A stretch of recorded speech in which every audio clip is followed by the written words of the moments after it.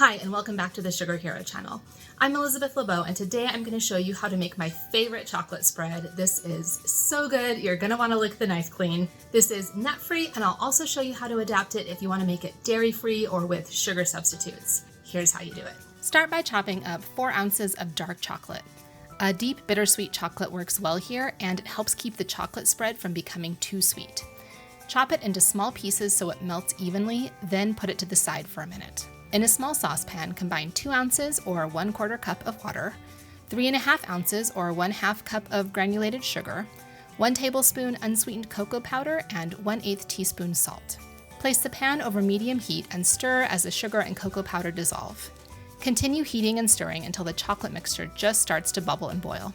Remove the pan from the heat, then add 1 teaspoon of vanilla extract, 4 ounces of unsalted butter, cubed and at room temperature, and your chopped dark chocolate.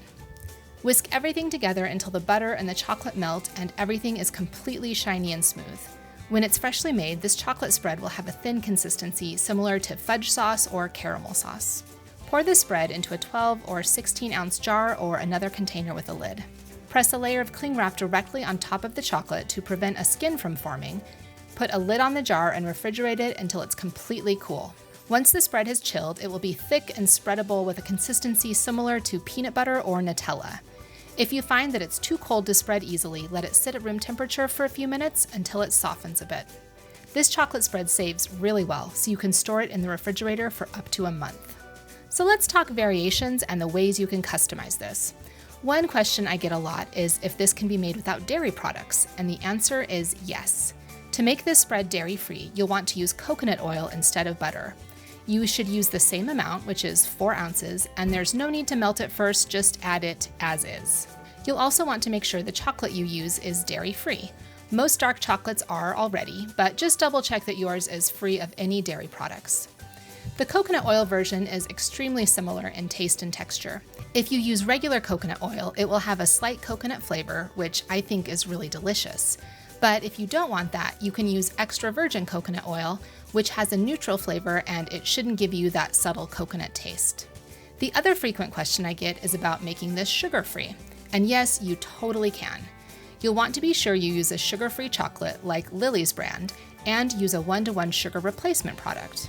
A 1-to-1 product is something that, when compared to the same volume of granulated sugar, has an equal amount of sweetness. So because this recipe calls for 1/2 cup of granulated sugar, you can use 1/2 cup of your favorite 1-to-1 sugar substitute in its place and get great results. I tested this recipe with both Swerve and Splenda sugar replacers, and both worked well, and I imagine that other 1-to-1 substitutes will also work fine.